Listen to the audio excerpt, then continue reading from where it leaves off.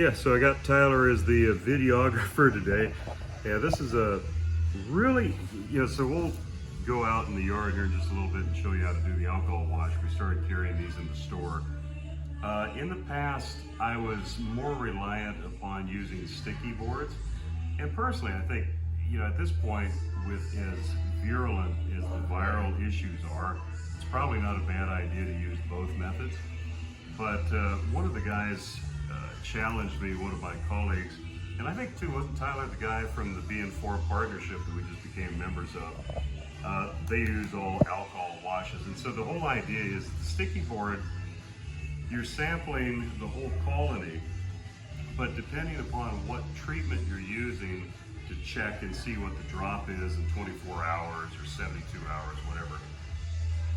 When you're doing the alcohol shake, you're supposed to be going and taking bees that are in or around open brood, where the mites are most likely the densest, if you will, waiting their chance to go into a cell before it's capped.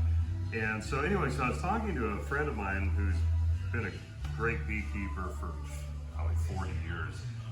And he was telling me, and he runs several thousand hives, but he said, Kevin, he says, when I do these shakes, he says, I go and check and count the amount of bees that I have to make sure. There's a little measuring line in here. Like I said, when we do it in the field, I don't know if you can see that with the angle there, that line right there. There's a line here, that's 200 bees, and then this line's 300 bees. Like I said, we actually have kits in the store that have a little stainless steel half cup measure that you can use, and like I said, we'll show you that in the field. But anyways, the whole point he was saying is that this is the most important part of beekeeping at this point, of keeping your bees alive. And so why wouldn't you take the extra due diligence to count through to really make sure that you have your ratios correct? Now, it's kind of interesting because Tyler and I were doing shakes, was it yesterday?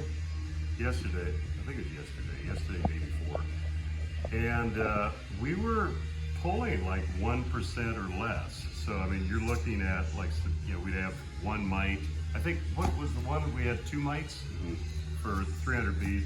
Today, I actually got one sampling that was 1 mite per 100. So around the 1%, well, actually it was 337 bees and 3 mites out of that. So a little under 1%.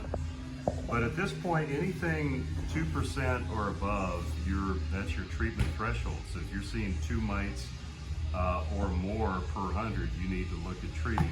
We're obviously still going to be treating here in the next few weeks, but really, really happy with the mite loads that we're seeing currently. Still going to keep testing, and I challenge you the same way as my friend challenged me.